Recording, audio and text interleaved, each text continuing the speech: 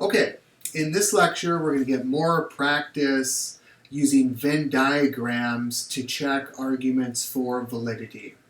So as you can see here, I have an argument on the board. No rich persons are poets. No soldiers are rich persons. Therefore, no soldiers are poets. Now the goal here using Venn diagrams is to check to see whether this argument is valid or invalid. Now some of you who are really good might be able just to look at this and be able to tell based upon the form whether the argument's valid or invalid. But if you don't know, or if you want to just check to see whether it's valid or invalid, you can use Venn diagrams to check. So that's our goal here. So let's use a Venn diagram and let's check to see whether it's valid or invalid. Okay, so remember, as we're writing these out here, we're going to use our three overlapping circles.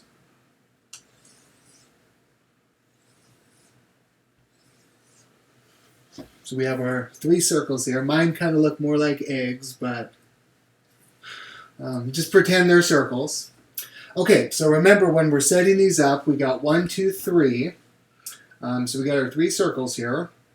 And the way I like to label these, I'll start with the conclusion and say, okay, soldiers. So we'll let that represent here our S circle for soldiers. Okay.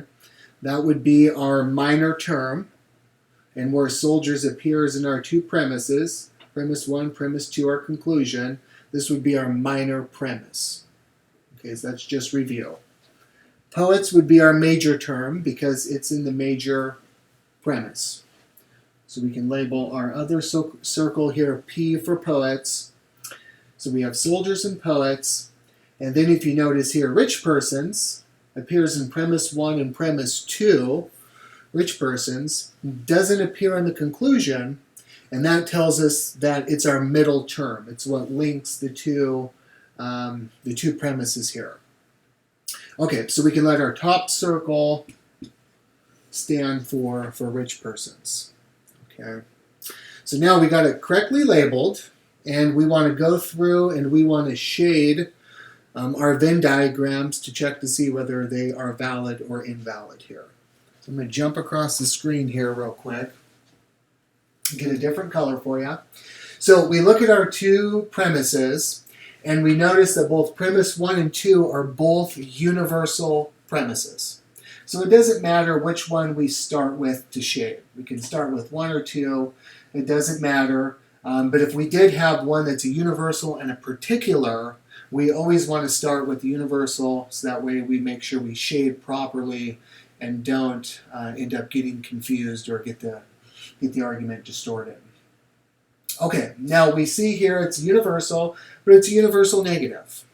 No rich persons are poets. So it's saying not one single rich person is a poet, right? So it's a universal negative. Okay, so now remember when we're shading,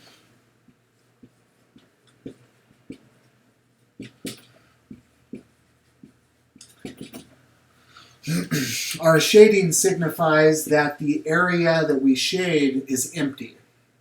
So that nothing exists there. Okay, so let's do that for our first one.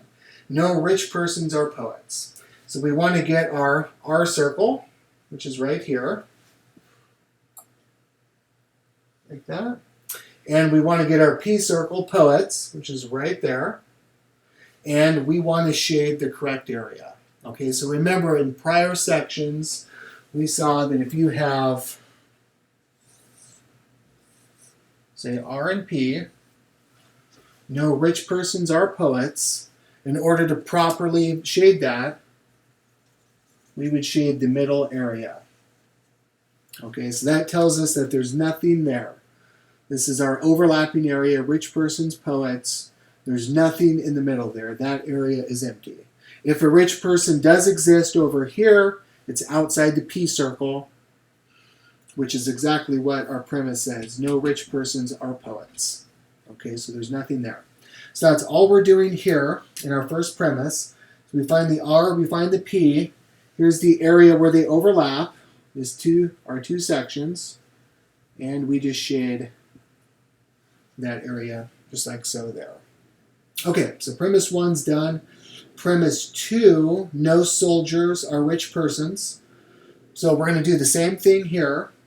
Here's our S circle. Here's our R circle. So it's a universal negative. So we're going to shade this area right here. Okay. Don't have to shade that area. It's already been shaded. So just like that. Okay. So we've shaded for premise 1 and premise 2. Remember, we don't shade for our conclusion. Right? We just shade our two premises. Looks like we have it shaded correctly. Now we want to read off our conclusion and use the Venn diagram to check to see whether it's valid or invalid. So let's go ahead and do that. So our conclusion says no soldiers are poets. Okay, no soldiers are poets. Well, here's our S circle. Here's our P circle. And it looks like here we still have some area that hasn't been shaded. Okay, so because we don't know, there could be something here, there might not be something there, but based upon the information we have in the argument, we have to conclude that the argument is invalid. Invalid. Okay. Remember, no soldiers are poets. So we just drew that up over here. Soldiers, poets. In order for it to be valid, this area here would have to be shaded. Okay. Because that area is not, part of it shaded, but not all of it. So because it's not all the way shaded, our two premises don't support the conclusion, in which case it's possible for these to be true, the conclusion false, which is the definition of an invalid deductive argument. Okay, so I hope that helped you out here, give you a little bit more practice with Venn diagrams. I'll post some more videos for you. Let me know if you have any questions.